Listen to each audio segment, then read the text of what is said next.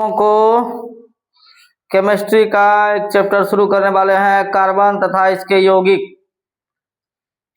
10th class के chemistry का carbon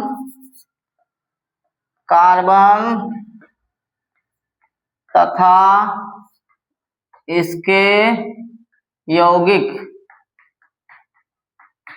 basic knowledge से पढ़ेंगे, बेसिक से पढ़ेंगे, एकदम बेसिक से। ठीक है, कार्बन के बारे में आ जाइए। कार्बन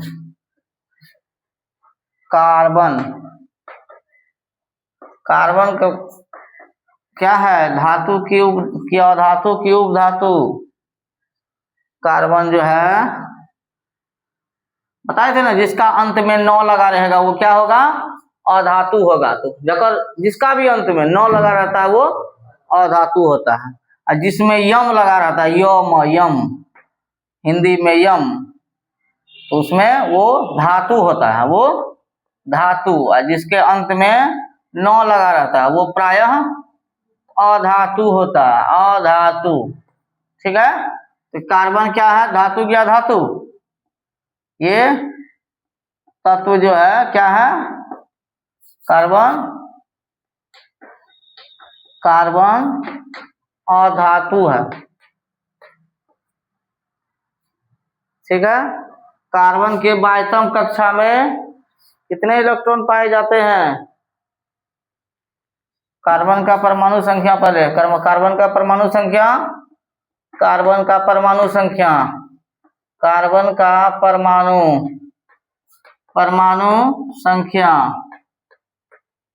परमाणु संख्या 6 होता है। इसका इलेक्ट्रॉनिक विन्यास जो होता है, इलेक्ट्रॉनिक विन्यास पहले 2 और फिर बाद में 4। बाह्यतम कक्षा में इलेक्ट्रॉन, बाह्यतम कक्षा में 4 इलेक्ट्रॉन। कार्बन के बाह्यतम कक्षा में 4 इलेक्ट्रॉन पाए जाते हैं।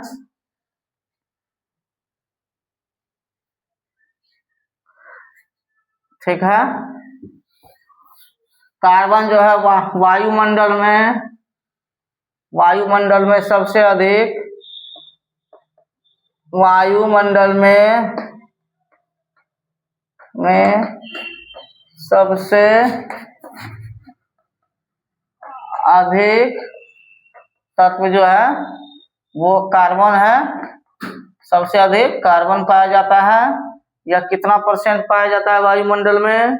0.02%, 0.02% पाया जाता है वायुमंडल में कार्बन। ठीक है,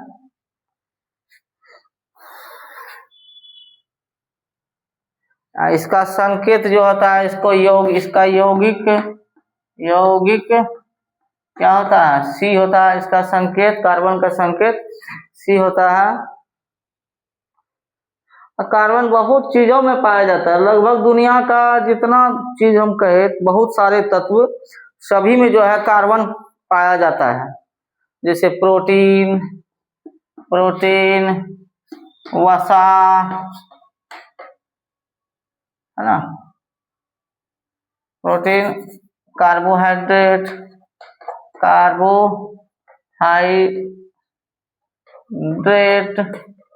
ये सब में क्या है? प्रोटीन, वसा, कार्बोहाइड्रेट, सब में कार्बन पाया जाता है। सारा चीज में जो है कार्बन पाया जाता है। जैसे चीनी में जो है उसमें भी कार्बन पाया जाता है। चीनी में भी कार्बन पाया जाता है। चीनी का सूत्र क्या होता है? C6H12O11। हाँ, ये सॉरी C6H, चीनी का गल नहीं, चीनी का सूत्र होता है C12,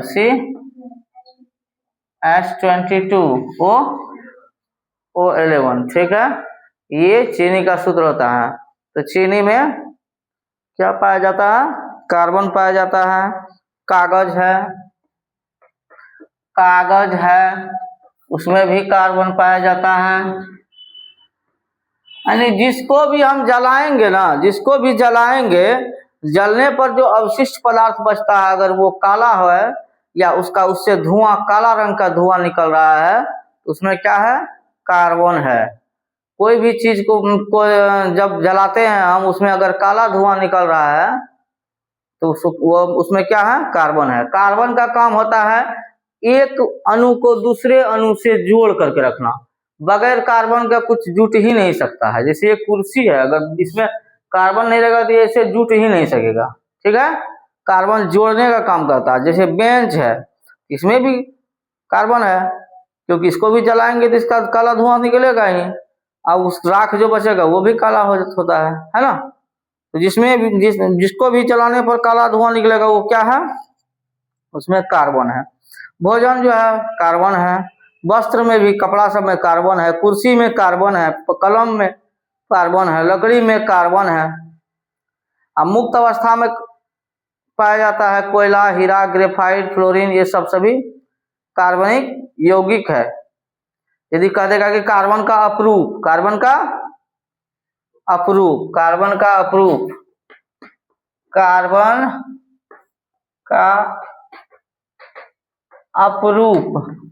अपरूप जैसे हो गया हीरा, कोयला, ग्रेफाइट, ठीक है, मिस्टर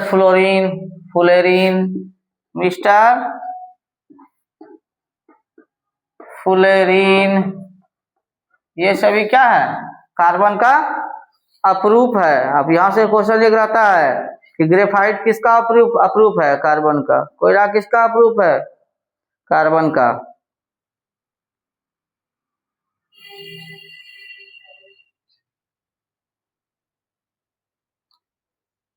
तो ये यौगिक, अब यौगिक में आ जाइए। यौगिक, ठीक है, चलिए अब आ जाइए यौगिक में। एक होता है कार्बनिक यौगिक, एक होता है अकार्बनिक यौगिक। यौगिक दो प्रकार के होते हैं। एक होता है कार्बनिक यौगिक,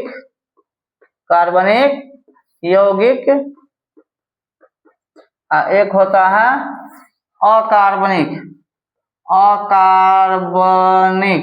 अकार्बनिक यौगिक।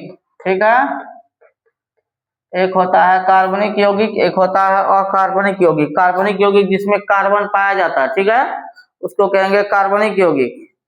जिसमें कार्बन पाया जाता है उसको कार्बनिक यौगिक, जिसमें कार्बन नहीं पाया जाता है उसको अकार्बनिक यौगिक। अकार्बनिक यौगिक जैसे H2O हो गया, जल अकार्बनिक यौगिक है। H2SO4 अकार्बनिक यौगिक है। CH4, C2H6, C2H2, C2H2, ठीक है। इसके बाद C12H12O11, C12H12O11, ये सभी क्या है? कार्बनिक यौगिक है। C6H12O6, अब C6H12O6, ये सभी क्या है? कार्बनिक यौगिक है। ठीक है, जिसमें कार्बन पाया जाता है उसको कार्बनिक यौगिक कहते हैं। जिसमें कार्बन नहीं पाया जाता है उसको अकार्बनिक यौगिक कहते हैं। ये चैप्टर थोड़ा सा समझने वाला चैप्टर है। चलिए आ जाइए, अब आ जाइए हीरा के बारे में जानेंगे। हीरा यहाँ पूछ देगा कार्बनिक यौगिक किसे कहते हैं, तो जिसमें कार्बन पाया जाता है उसको कार्बनिक यौगिक कहते हैं। जिसमें कार्बन नहीं पाया जाता उसको अकार्बनिक यौगिक।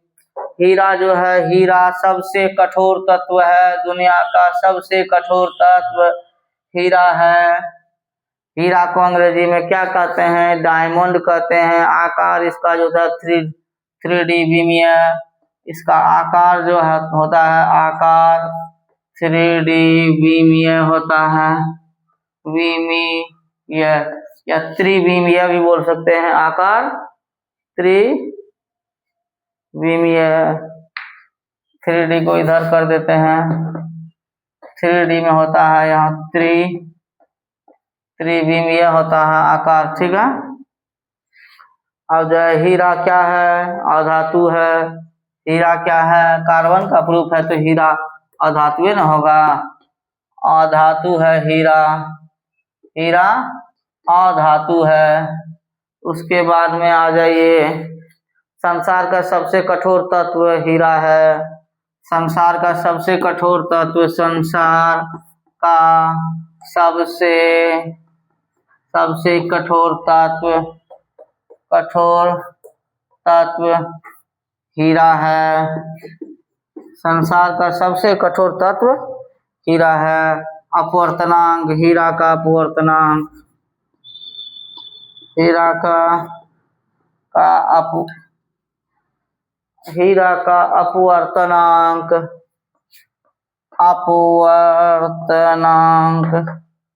हीरा का अपवर्तनांक बताओ कोई बच्चा कितना होता है हीरा का अपवर्तनांक? 2.42 हीरा का अपवर्तनांक होता है। जल्दी जल्दी नोट करते चलिए।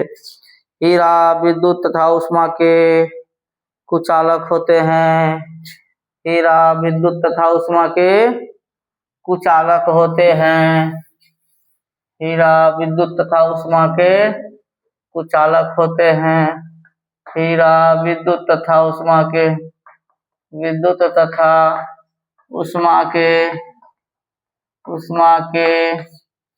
कुचालक होते हैं। एक होता है सुचालक, एक होता है कुचालक। तो सुचालक नहीं होता, ये कुचालक होते हैं, ठीक है। अब जो है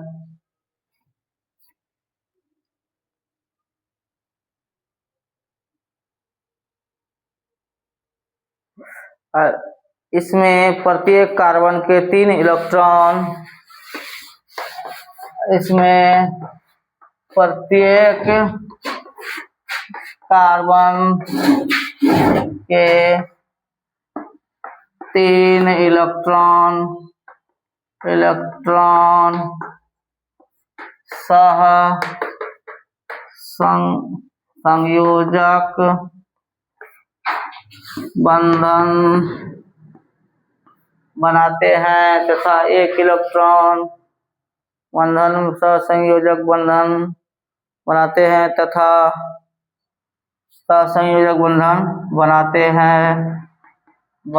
हैं तथा 1 इलेक्ट्रॉन मुक्त अवस्था में रहता है। एक इलेक्ट्रॉन मुक्त अवस्था में रहते हैं। मुक्त अवस्था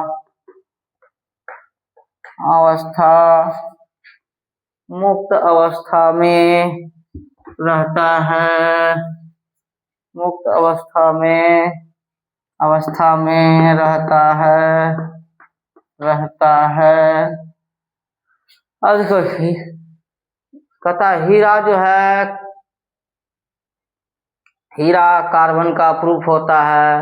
हीरा विद्युत का कुचालक होता है। इसमें प्रत्येक कार्बन के 3 इलेक्ट्रॉन सहसंयोजक बंधक बनाते हैं तथा 1 इलेक्ट्रॉन मुक्त अवस्था में रहता है। अब हीरा जो है इतना कठोर तत्व है, उसको पत्थर पर बजारो, उस पर हथौड़ी मारो, जल्दी नहीं फूटेगा। हीरा को ही काटता है। हीरा को काटने के लिए हीरा वाला तत्व ही जो है वही काटा जाता है, उसी से काटा जाएगा। हीरा से ही हीरा को काटा जा सकता है। जैसे लोहा को लोहा ही काटता है, क्या लकड़ी काट देगा लोहा को? नहीं काट सकेगा।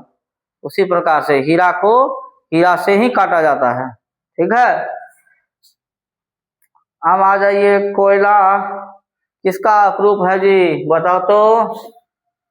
विशाल, बोल रे विशाल, कोयला किसका अप्रूप है? कार्बन का। हाँ, अब जीवन शक्ति का सिद्धांत, जीवन शक्ति का, जीवन शक्ति का सिद्धांत, शक्ति का सिद्धांत, सिद्धांत किसने दिया था? तो बर्जिलियस, बर्जिलियस, बर्जिलियस दिया था। कब दिया था? 1815 ईस्वी में। जीवन शक्ति का सिद्धांत किसने दिया था? ऑब्जेक्टिव में रहेगा, जीवन शक्ति का सिद्धांत किसने दिया था? बर्जिलियस ने दिया था। कब दिया था? 1800। कार्बन केवल सजीवों में पाया जाता है। जीवन शक्ति के सिद्धांत में बर्जिलियस क्या कहा था? ये बर्जिलियस कार्बन कहा था, कार्बन केवल सजीवों में ही पाया जाता है, सजीवों में ही पाया जाता है, पाया जाता है। लेकिन इसी का एक ठो चलवा था, जिसका नाम क्या था जी? ओहलर। चलवा का नाम क्या था? चला, क्या नाम था? ओहलर, ओहलर। ये क्या कहा? गुरुजी की बातों को, नहीं गुरुजी आप गलत पढ़ा रहे हैं, गलत बता रहे हैं, आप गलत बता रहे हैं। और जीवन शक्ति के सिद्धांत को गलत कर दिया था। कौन? ओहलर गलत कर दिया था। और तब उसको ओहलर जो है प्रयोग करके बताया। क्या बताया? तो इसका नाम वोहलर लिखा जाता है, वोहलर पढ़ा जाता है, ओहलर, वोहलर, वोहलर कहा था। ये आप गलत बता रहे हैं।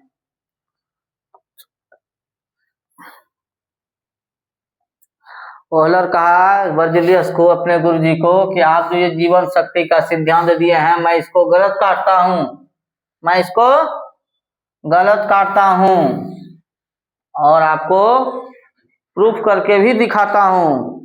तब जो है ओहलर क्या किया? Ammonia, ammonia cyanide, cyanide, ammonia cyanide को गर्म किया, अमोनिया साइनाइड को गर्म किया, अमोनिया साइनाइड को गर्म किया। समझ गया? अमोनिया साइनाइड को गर्म किया और उससे क्या बना दिया? हाँ, अमोनिया साइनाइड को गर्म करके क्या बनाया था? अमोनिया साइनाइड को गर्म किया और क्या बना दिया? यूरिया बना दिया। क्या बना दिया? यूरिया। अमोनिया साइनाइड को गर्म करके यूरिया बनाया।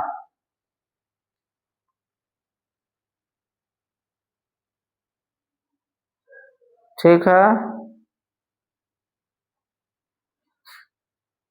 1 मिनट रोक दो। एक,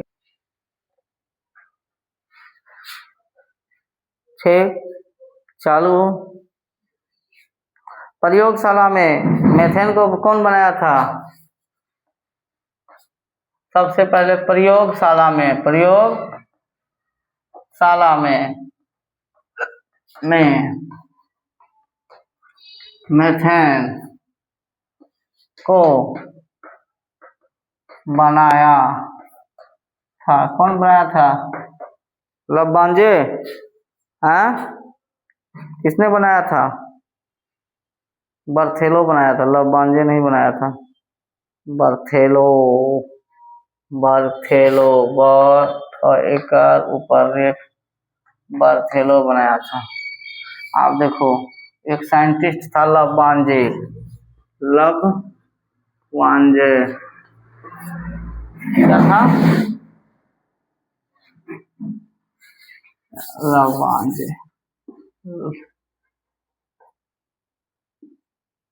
लवांजे, लवांजे नाम का एक साइंटिस्ट था जो कहा था कि hydrogen, phosphorus, oxygen, nitrogen, carbon के साथ जो है लवांजे का क्या कहा था, हाँ, कार्बन के साथ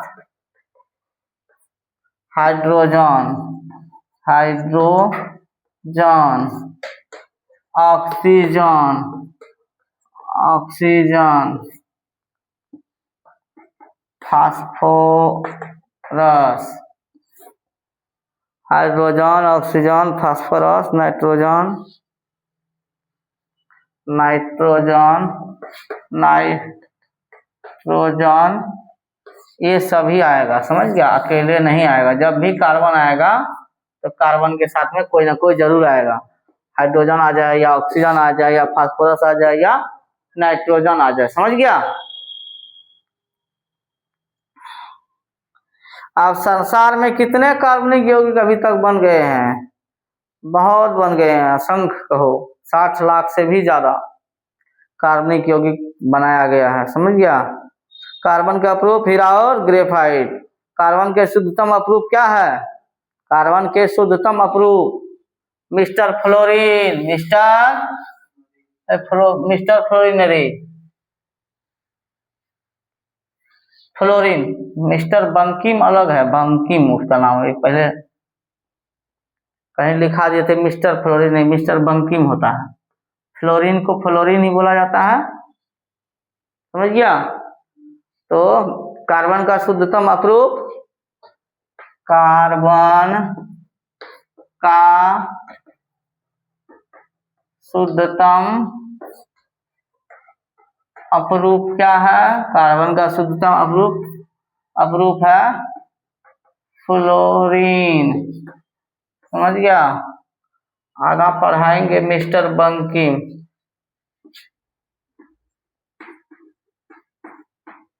बंकिम के बारे में। यहाँ पर फ्लोरीन में ही कहीं लिख दिए थे मिस्टर फ्लोरीन, मिस्टर नहीं होगा, ठीक है। चलो उतरते चलो। अब फ्लोरीन का जो फ्लोरीन का इसका फ्लोरीन का आकार कैसा होता है? आकार जो इसका फुटबॉल की तरह, फुटबॉल की तरह होता है आकार, ठीक है। इसका आकार जो होता है वो फुटबॉल की तरह होता है। संसार का सबसे कठोर तत्व हीरा हो गया। कार्बन कौन सा अपरूप विद्युत के सुचालक होते हैं? कार्बन के कौन सा अपरूप जो है वो विद्युत के सुचालक होते हैं? कार्बन के कौन सा अपरूप, हाँ जल्दी जल्दी, कार्बन, कार्बन, कार्बन के कौन सा अपरूप विद्युत के सुचालक होते हैं?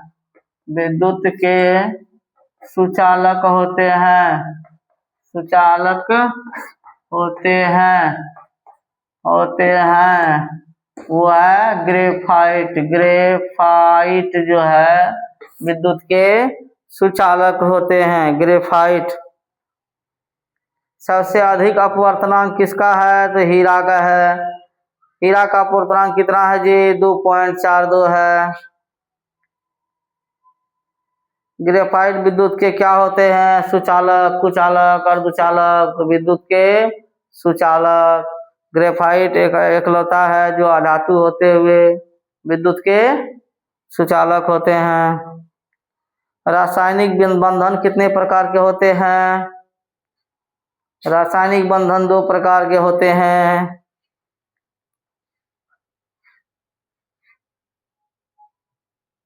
ठीक है। इलेक्ट्रॉन का साझा करके कौन सा यौगिक बनाता है? तो सहसंयोजक यौगिक बनाता है। त्याग या ग्रहण करने से आयनिक यौगिक,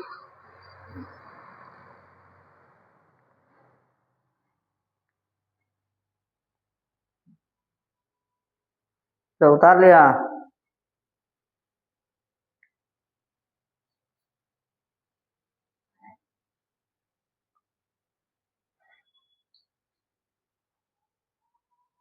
ग्रेफाइट कैसा होता है जी? मुलायम की कठोर? ग्रेफाइट कैसा होता है? ये ग्रेफाइट ये मुलायम होता है, मुलायम होता है, बहुत ही मुलायम, समझ गया ना? कठोर नहीं होता है। कार्बन का प्रूफ है लेकिन ये कठोर नहीं होता है, मुलायम होता है। ग्रेफाइट विद्युत का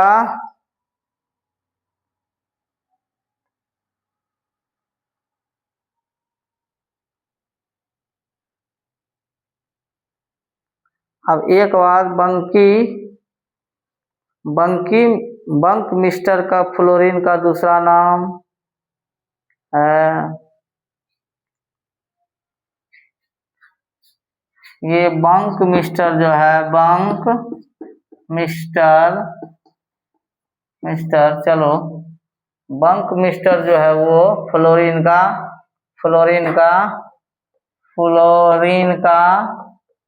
दूसरा नाम है। फ्लोरीन का क्या है? दूसरा नाम है। बंक मिस्टर फ्लोरीन का दूसरा नाम है, ठीक है?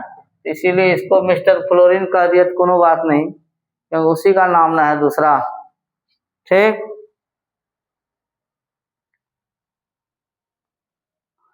अब हाइड्रोजन और हाइड्रोजन के बीच में कैसा बंधन होता है जी?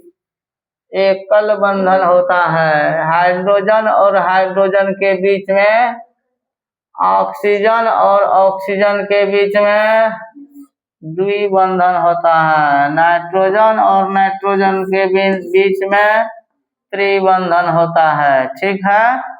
इस चैप्टर को बढ़िया से पढ़ना है। चले आओ जल्दी जल्दी से।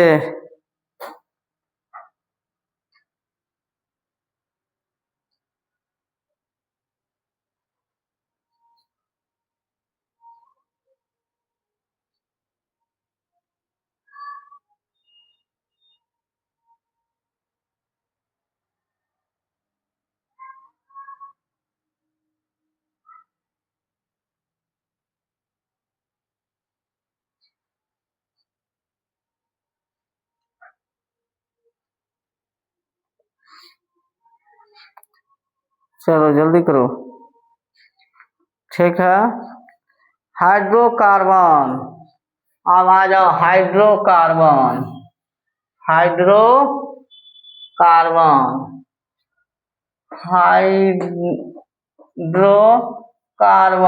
ठीक है? हाइड्रोकार्बन क्या है? जिसमें हाइड्रोजन हाइड्रोजन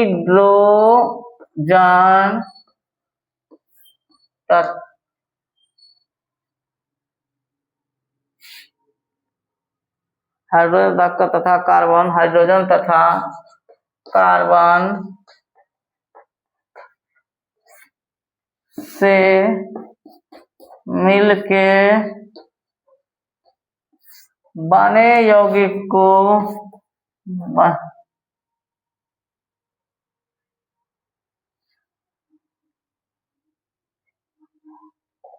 जो हाइड्रोजन तथा कार्बन से मिलके बनता है उसे हाइड्रोकार्बन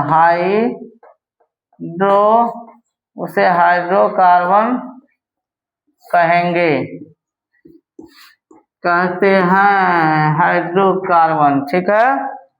जो हाइड्रोजन तथा कार्बन से मिलके बनता है उसको हाइड्रोकार्बन कहते हैं। जैसे में C2H2 लिख देंगे, C2H2, हाइड्रोजन भी, कार्बन भी है, हाइड्रोजन भी है, ठीक है? जैसे यहाँ लिखें, जैसे में, ठीक है? अब आ जाइए C3H8, ये भी C3H8 ये भी हाइड्रोकार्बन ही है, ठीक है? 10 सबसे सरल हाइड्रोकार्बन का नाम क्या सब है? याद रखिएगा, 10 सबसे सरल हाइड्रोकार्बन का नाम, 10 सबसे सरल हाइड्रोकार्बन का नाम। 10 सबसे सरल हाइड्रोकार्बन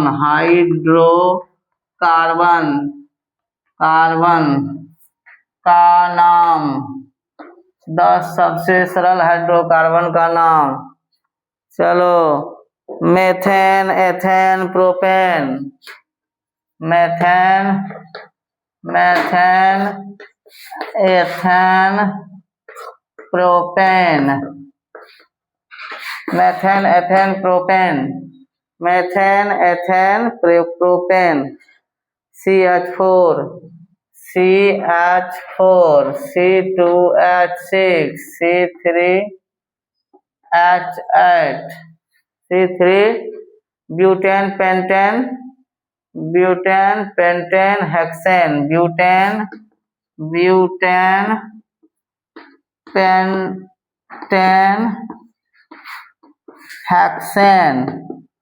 हेक्सेन। ठीक है, ब्यूटेन, पेंटेन, हेक्सेन। अब butane, pentane, hexane. Butane, pentane, hexane. Butane, C4H10, C5H12, C6H14। ये 10 सबसे सरल हाइड्रोकार्बन है। 10 सबसे सरल। हेप्टेन,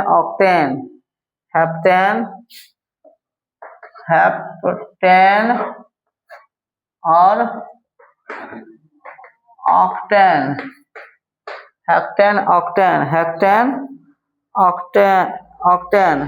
नॉनेन, डेकेन, और क्या है, डेकेन। ठीक है, आप आ जाइए यहाँ। हेप्टेन में हो जाएगा C7H16, C8H18, C9H20, C10H22। ये सबसे जो है, ये सबसे 10 ठो जो है सरल हाइड्रोकार्बन है। ये 10 सबसे सरल हाइड्रोकार्बन है। ये 10 सबसे सरल हाइड्रोकार्बन है। इसको जो है आप लोग क्या कीजिए, याद भी कीजिए, और हम बनाने के लिए भी सिखाएंगे आगे संरचना सूत्र में। ठीक है, आगे सिखाएंगे। अब आ जाते हैं इलेक्ट्रॉन बिंदु संरचना या लुईस इलेक्ट्रॉन बिंदु संरचना। इस पर चर्चा करेंगे। इलेक्ट्रॉन बिंदु संरचना या लुईस इलेक्ट्रॉन बिंदु संरचना। जल्दी जल्दी नोट कीजिए, जल्दी। हाँ, जल्दी।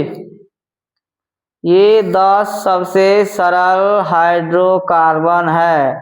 जैसे मेथेन का पूछ लेगा सूत्र, CH4, ethane C2H6, propane C3H8, butane C4H10, pentane C5H12, hexane C6H14, heptane C7H16, octane C8H18, नोनेन C9H20,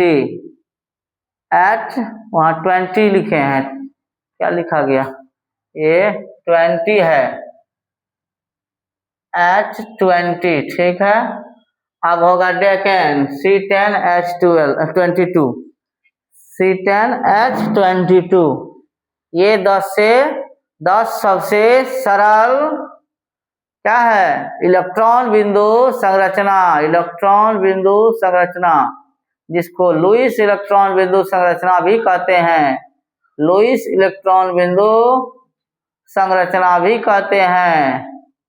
Lewis electron बिंदु संरचना या इलेक्ट्रॉन बिंदु संरचना, इसी को पढ़ेंगे। अब जल्दी जल्दी थोड़ा हैंड क्विक कीजिए, तेजी में उतारिए।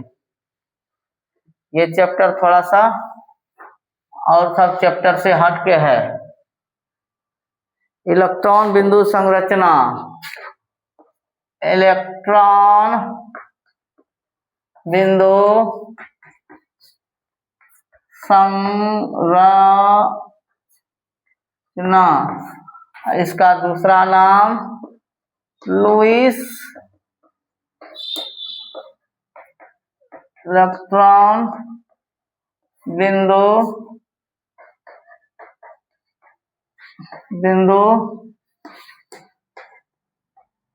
संरचना है। ठीक है, लुईस इलेक्ट्रॉन बिंदु संरचना है इसका दूसरा नाम। केमिकल बॉन्ड, रासायनिक बंधन हम आ जाते हैं। केमिकल बॉन्ड, केमिकल बॉन्ड को हिंदी में क्या कहते हैं? रासायनिक बंधन। रासायनिक बंधन, रासायनिक बंधन कहते हैं। रासायनिक बंधन, ये दो प्रकार के बंधन होते हैं। कौन कितने प्रकार के बंधन होते हैं? वैद्युत या आयनिक बंधन, वैद्युत या आयनिक। ठीक है, इधर होता है सहसंयोजक बंधन, सहसंयोजक बंधन, सहसंयोजक बंधन। ठीक है,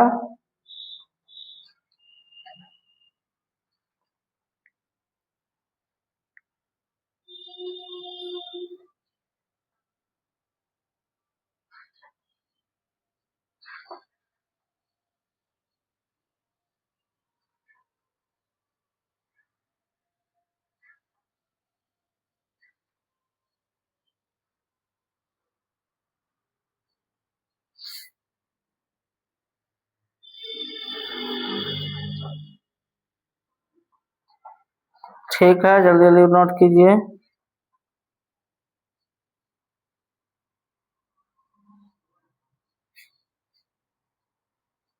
वैद्युत संयोजक बंधन या आयनिक बंधन कहते हैं। बंधन इसको कहेंगे सह संयोजक बंधन। ठीक, चलिए अब जल्दी से उतारिए।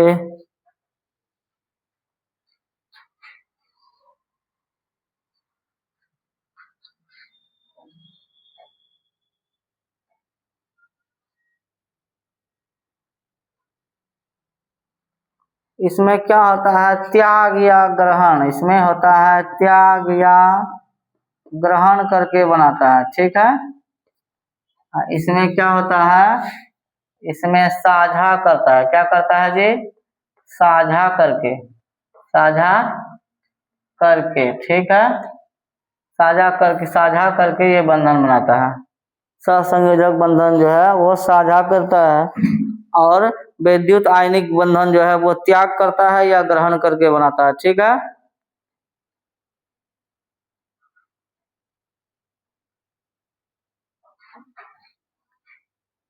अच्छा, ये जो है इलेक्ट्रॉन जो है वो बाहरी कक्षा में चक्कर लगाता है, बाहरी कक्षा में चक्कर लगाता है और भाग लेता है। ठीक है, चलिए इलेक्ट्रॉनिक विन्यास करेंगे, तब इलेक्ट्रॉनिक विन्यास करेंगे। जैसे मैग्नीशियम का कह देगा कि इलेक्ट्रॉनिक विन्यास कीजिए, इसका पहले चलेंगे सूत्र में, पहले सूत्र में, फार्मूला में। धातु अधातु को जरूर एक बार देख लीजिएगा, ये चैप्टर देखने से पहले धातु अधातु, कौन सा चैप्टर? धातु अधातु, तब समझ में आने वाला है बाहरी कक्षा में कैसे चक्कर लगाता है। ये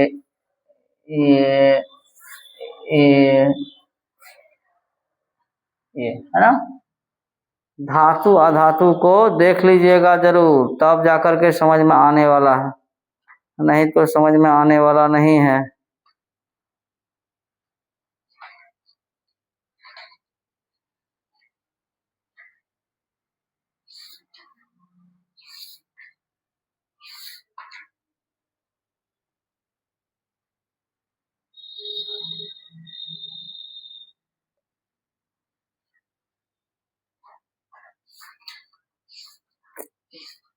ठीक है।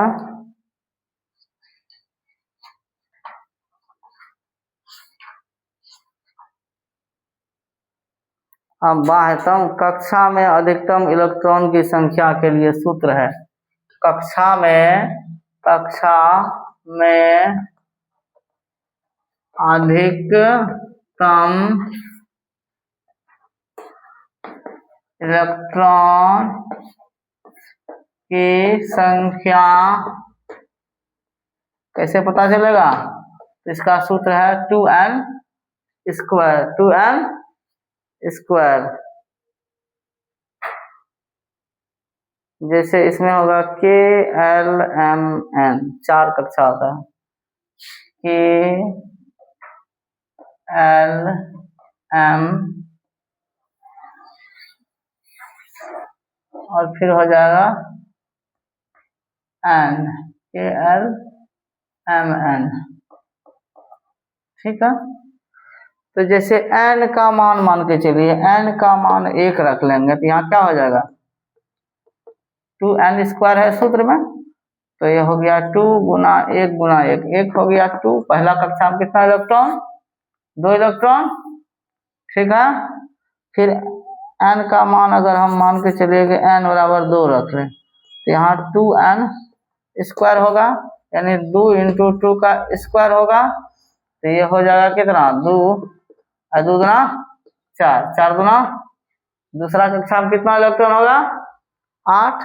यहाँ n का मान अगर हम 3 रख लें तो हो जाएगा 2n स्क्वायर, यानी 2 इंटू n का मान 3 रख लिए हैं तो इसका स्क्वायर क्या हो जाएगा? 2 गुना 3 तिया 9, 9 गुना 18। इसका तीसरा कक्षा में कितना इलेक्ट्रॉन हो जाएगा? 18। ठीक है। और चौथा कक्षा में n का मान अगर हम 4 रख ले, यहाँ 2n स्क्वायर होता है, 2 इंटू 4 का स्क्वायर हो गया तो क्या हो जाएगा? 2 इंटू 4 चौका 16, 16 गुना 32। कहने का मतलब हो गया कि पहला कक्षा में 2 इलेक्ट्रॉन, दूसरा कक्षा में 8 इलेक्ट्रॉन, तीसरा कक्षा में 18 इलेक्ट्रॉन, चौथा कक्षा में 32 इलेक्ट्रॉन। अभी इलेक्ट्रॉनिक विन्यास लिखने में काम आएगा, ये इसको याद रखना है। 2 8 18 32, 2 8 18 32, 2 8 18 32। ठीक है, काम देगा। चलिए बच्चों,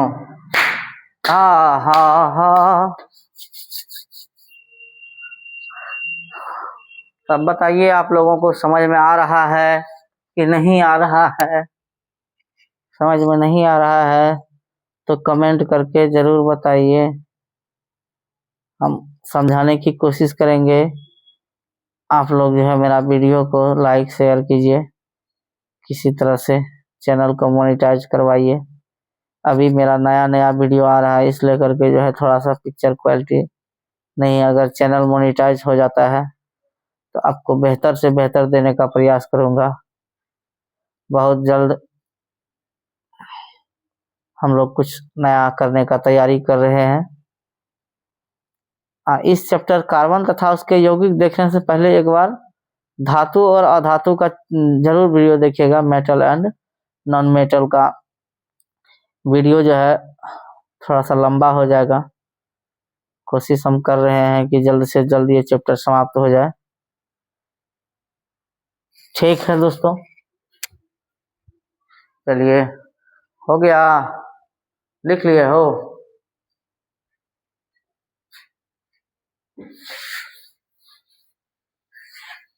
पहला कक्षा में कितना इलेक्ट्रॉन? 2 इलेक्ट्रॉन। कितना? दूसरा कक्षा में 2 के बाद 8, 8 के बाद 18, 18 के बाद 32। समझ गया? पहला कक्षा में 2 इलेक्ट्रॉन, उसके बाद दूसरा कक्षा में जैसे कहेगा कि मैग्नीशियम का इलेक्ट्रॉनिक विन्यास, मैग्नीशियम Mg ये 12 होता है, इसका इलेक्ट्रॉनिक विन्यास देगा लिखने के लिए। तो क्या करोगे इसका इलेक्ट्रॉनिक विन्यास? इसका इलेक्ट्रॉनिक विन्यास कहेगा तो पहला कक्षा में 2 इलेक्ट्रॉन, उसके बाद कितना? 8 है ना, ये दूसरा, पहला के बाद 2, 2 के बाद 8 है, 8 और 2 कितना हो गया 10, और 10 के बाद जो बच गया वो हो गया। ठीक है, तो पहला, तो इसका इलेक्ट्रॉनिक विन्यास ये कहा, कहेगा कि इसका जो है बाह्यतम कक्षा में कितना इलेक्ट्रॉन है, बाह्यतम कक्षा यानी बाहरी कक्षा में कितना इलेक्ट्रॉन है, तो 2 इलेक्ट्रॉन है। ये कितना इलेक्ट्रॉन का साझा कर सकता है, तो वही 2 इलेक्ट्रॉन का साझा कर सकता है और 2 इलेक्ट्रॉन ग्रहण भी कर सकता है। ठीक है,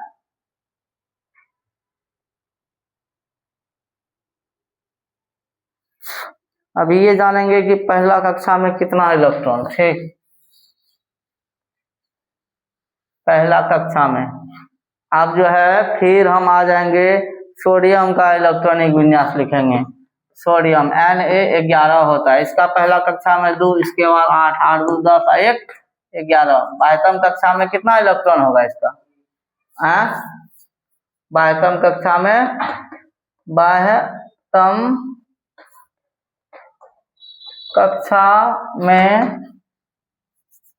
बाह्यतम कक्षा में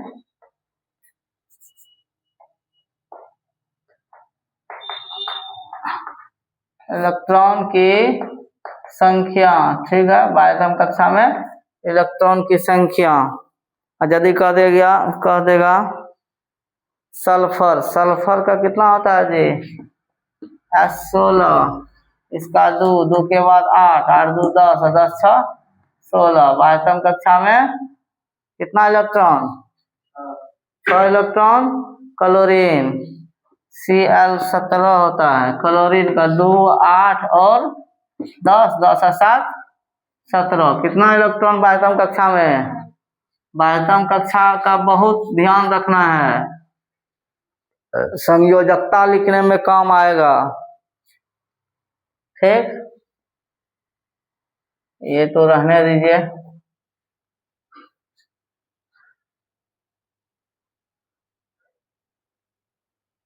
अब इलेक्ट्रॉन बिंदु, इलेक्ट्रॉन बिंदु संरचना, इलेक्ट्रॉन बिंदु संरचना। जैसे कहेगा कि क्लोरीन का इलेक्ट्रॉन बिंदु संरचना लिखें, इसका क्लोरीन का इलेक्ट्रॉन बिंदु संरचना लिखें। अब आ जाइए इलेक्ट्रॉन बिंदु संरचना में, इलेक्ट्रॉन बिंदु संरचना, हाँ आ जाइए इलेक्ट्रॉन बिंदु संरचना, इलेक्ट्रॉन बिंदु संरचना, इलेक्ट्रॉन बिंदु संरचना जब लिखेंगे किसका, क्लोरीन का, क्लोरीन का इलेक्ट्रॉन बिंदु संरचना, ध्यान दीजिएगा, बिंदु संरचना, इलेक्ट्रॉन बिंदु संरचना क्लोरीन का। ठीक है, क्लोरीन का इलेक्ट्रॉन बिंदु संरचना जब लिखेंगे तो क्या, इसका पहले क्या करेंगे, क्लोरीन का पहले क्या करेंगे,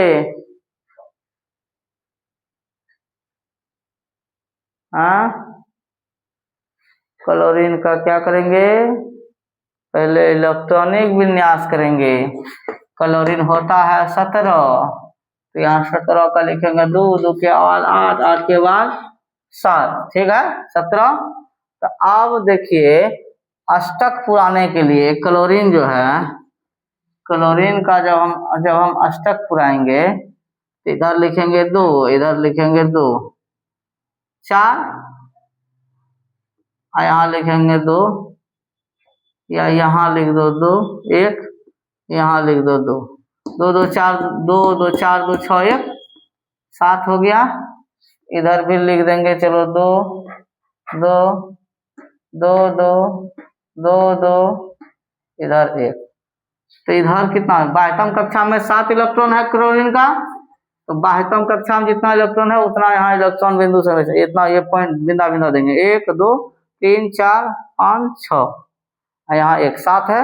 बाह्यतम कक्षा में इधर ध्यान दो, बाह्यतम कक्षा में 7 इलेक्ट्रॉन था, इसमें 1 2 3 4 5 6 7 दिया है। ठीक है, तो इसको अष्टक पुराने के लिए कितना, अष्टक मतलब पुराने के लिए, अष्टक पुराने के लिए क्या करेगा, अष्टक पुराने के लिए इसको 7 है, ये है, एक ठो कम रहा, 7 है तो एक कम रहा है ना, तो एक ठो इससे ले लिया। ई क्लोरीन के पास भी है 2 2 4 2 6 1 7 7 है, तो ई अष्टक अपना पुराने के लिए क्या करेगा, एक इलेक्ट्रॉन इससे ले लेगा। ठीक है, दोनों का अष्टक पुर गया है। अब यदि कहेगा कि ऑक्सीजन O2, क्या कहेगा, O2 का बना करके दिखाना है ऑक्सीजन।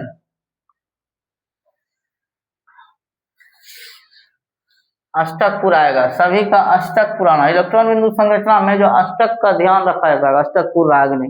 जैसे O2 कह दिया, इसका इलेक्ट्रॉन बिंदु संरचना लिखने के लिए दे दिया, क्या दे दिया, इलेक्ट्रॉन बिंदु संरचना। O2 का बाह्यतम कक्षा 2 लिख दिया, जिसका मतलब ये ना समझना किसका परमाणु संख्या 2 होता है। तो ऑक्सीजन का कितना होता है, 8 होता है ना, तो 2 के बाद कितना हो गया, 6, तो 6 2 8। इसका बाह्यतम कक्षा में कितना इलेक्ट्रॉन, तो 6 इलेक्ट्रॉन होता है। बाह्यतम कक्षा में कितना इलेक्ट्रॉन, तो 6 इलेक्ट्रॉन। तो इसको अष्टक पुराने में कितना कम रहा है, 8 में कितना कम रहा है जी, 8 में घटा देंगे, 2 8 होने कम रहा है। तो यहाँ ऑक्सीजन लिख दो, यहाँ भी ऑक्सीजन लिख दो। कहेगा ऑक्सीजन, कहेगा कि O2 का इलेक्ट्रॉन बिंदु संरचना लिखें, तब समझ गया, O2 का इलेक्ट्रॉन बिंदु संरचना लिखे। यहाँ 2 कर दो, यहाँ 2 कर दो, यहाँ 2 यहाँ 2, यहाँ 1 यहाँ 1, यहाँ भी 2 कर दो, यहाँ भी 2, यहाँ 2 यहाँ 2, यहाँ 1 यहाँ 1। ठीक है, इसके पास में बेचारा के पास में 2 2 4 2 6 है, ये है। इससे 2 ले लेगा तो क्या अष्टक नहीं पूरेगा, इसका पूर गया अष्टक। ई बेचारा के पास में 6 है, ये है, इसका पास से यहाँ से 2 ले लिया। ठीक है, ये भी 2 ले लिया, तो क्या हो गया, अष्टक पूरा हो गया 8। इसको भी हो गया 8, उसको भी हो गया। कोई भी चीज का यदि इलेक्ट्रॉन बिंदु संरचना लिखोगे तो सबसे पहले तुमको लिखना पड़ेगा क्या, उसका इलेक्ट्रॉनिक विन्यास लिखने के लिए तुमको आना चाहिए। इलेक्ट्रॉनिक विन्यास लिखने के लिए आना चाहिए। ध्यान दो, बोर्ड पर सीख जाओगे, ये आगे बहुत काम देगा, आगे बहुत काम देगा। जैसे CO2 का दे दिया, क्या दे दिया, CO2, इसका कह दिया इलेक्ट्रॉनिक इलेक्ट्रॉन बिंदु संरचना, इलेक्ट्रॉन बिंदु संरचना लिखने। अगर साइंस रखोगे तो बहुत काम देगा। इलेक्ट्रॉन बिंदु संरचना लिखने के लिए कह दिया, तो अब क्या करोगे जी, अब CO2 दे दिया है तो क्या करोगे, यानी ऑक्सीजन 2 ठो है, O2 मतलब ऑक्सीजन 2 ठो, ऑक्सीजन और बीच में क्या है जी, कार्बन है। तो यदि ऑक्सीजन का जब इलेक्ट्रॉनिक विन्यास हम करते हैं तो वो 8 होता है, इसका मतलब 2 और 6 होता है। और कार्बन का करते हैं तो कार्बन का 6 परमाणु संख्या होता है, इसका इलेक्ट्रॉनिक विन्यास करेंगे तो 2 और 4, तो यानी 2 और 4 होता है। ठीक है, 2 और 4 होता है। तो कार्बन के बाह्यतम कक्षा में कितने इलेक्ट्रॉन होगा, 4 इलेक्ट्रॉन होगा। इसका बाह्यतम कक्षा में कितना इलेक्ट्रॉन होगा, 6, अभी तुरंत बनाया।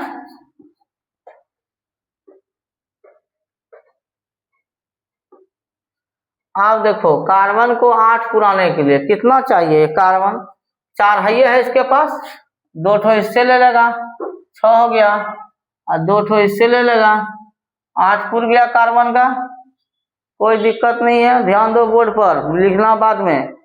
हाँ, कार्बन का 8 पुर गया।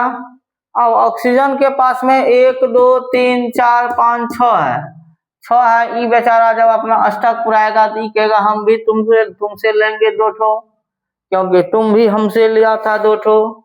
अब ई जब अष्टक पुराएगा तो ई भी कहेगा कि हमको भी तो तुम दे दो, क्योंकि हम भी तुमको दिए थे। 6 और 2 8 हो गया, इसका भी 6 और 2 8 हो गया। ठीक है, अब चलो CH4 उतार लो। आप इसमें दे रहे हैं CH4, CH4 का इलेक्ट्रॉन बिंदु संरचना, इलेक्ट्रॉन बिंदु संरचना, इलेक्ट्रॉन बिंदु संरचना CH4 का, CH4 का जब कह दिया इलेक्ट्रॉन बिंदु संरचना लिखने, उतार लिया था? हाँ ठीक है, उतार लिया तो तेजी में थोड़ा। चलो हेलो, CH4 का दे दिया इलेक्ट्रॉन बिंदु संरचना लिखने, क्या करेंगे इसको? H 4 ठो है, C कै ठो है? 2 ठो है। C 2 ठो है? नहीं, C तो 1 ठो है। C को बीच में रख दो। अब C को बीच में रखो, ये H, ये H और ये H 4 ठो है। हाइड्रोजन को अपना पूरा करने के लिए, पूरा करने के लिए कितना चाहिए? 1 इलेक्ट्रॉन की आवश्यकता होती है। कितना इलेक्ट्रॉन? 1 रहो।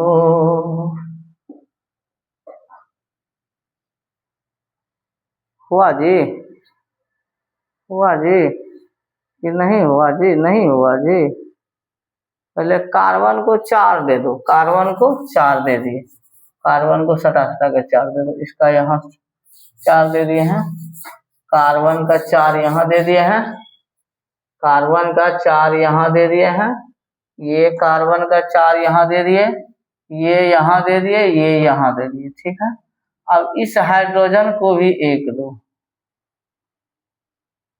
इस हाइड्रोजन को भी 1 दो। ठीक है, अब इसमें क्या करेंगे? हाइड्रोजन को 2 इलेक्ट्रॉन चाहिए। कितना चाहिए?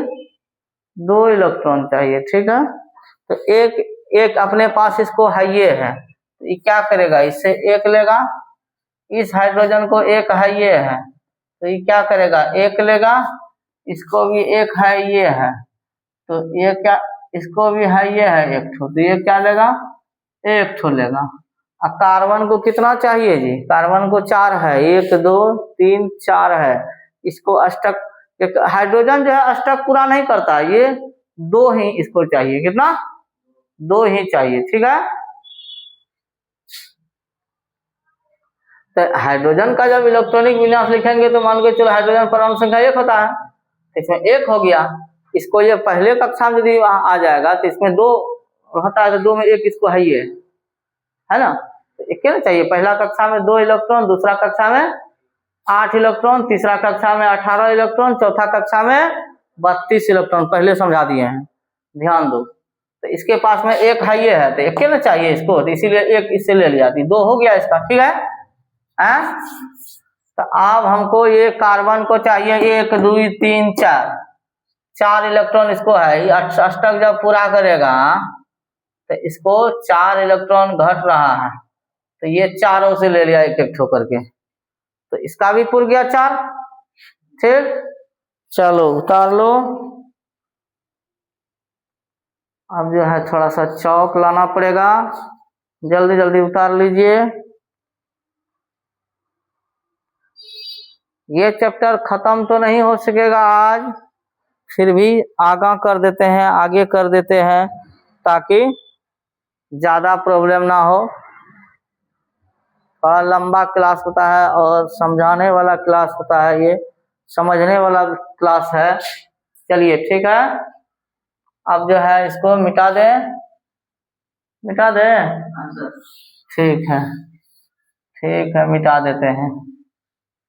ठीक है, आप दूसरा देते हैं बनाने के लिए C2H4।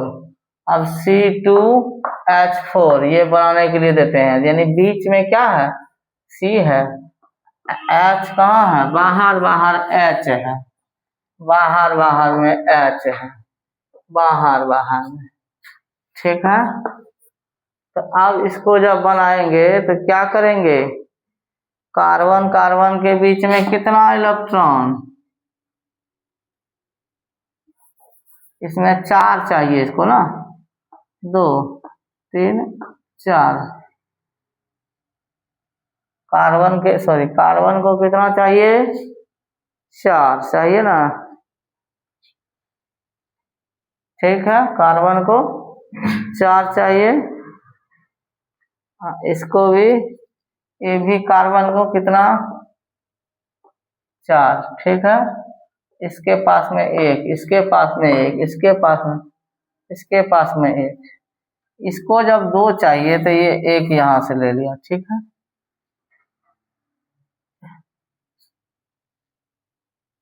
इसको जब 1 चाहिए तो ये एक यहाँ से ले लिया। इसको जब 1 चाहिए तो ये एक यहाँ से ले लिया। इसको जब 1 चाहिए तो ये एक यहाँ से ले लिया। इसको जब 1 चाहिए तो ये एक यहाँ से ले लिया। इसको जब 1 चाहिए तो ये एक यहाँ से ले लिया, ठीक है। अब इसको 4 चाहिए। इसको कितना चाहिए? 4। इसको 4 चाहिए। 1 2 3 4 है इसके पास में। तो ये क्या करेगा? ये क्या करेगा? ये ले लेगा इधर से, ठीक है। ये 4 है, ये है। इसको 4 चाहिए तो 1 2 3 4 इसको है, तो 5 हो गया, 6 हो गया, 7 हो गया। और इसको भी 1 यहाँ है, तो 1 क्या करेगा? ऐसे करके लेगा 2 और 4 2 6 6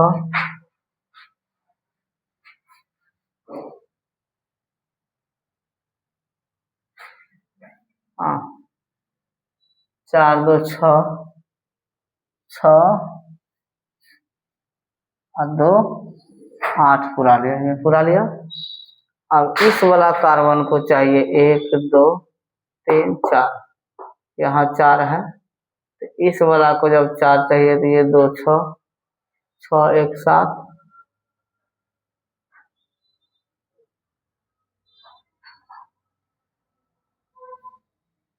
1 2 3। फिर ये 1 कहाँ से देगा? ये 1 कहाँ से लेगा? इसी से लेगा ना। ये 1 चलो इसी से ले लो। 1 इसको दिया था, इसको दिया था, ये पूरा लिया। 8 अष्टक पूरा कर लिया, ठीक है।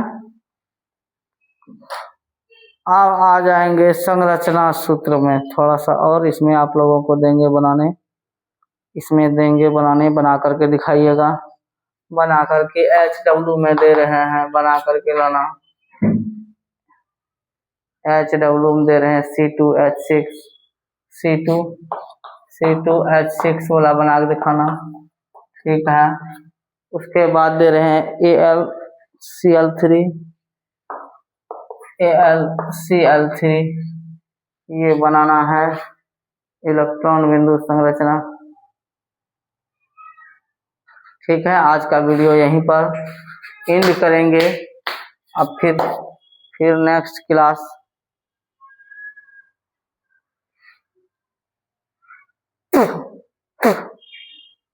आज का क्लास ये कार्बन तथा उसके यौगिक जो है, ये क्लास को यहीं पर रोक देते हैं। आप लोग जो है चैनल को सब्सक्राइब कीजिए, वीडियो को लाइक कीजिए, ज़्यादा से ज़्यादा शेयर कीजिए, ठीक है। मेरा चैनल का नाम है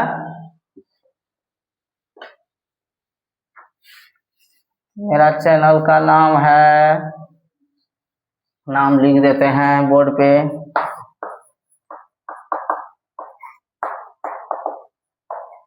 अरविंद सर ऑनलाइन क्लासेस, यही है चैनल का नाम।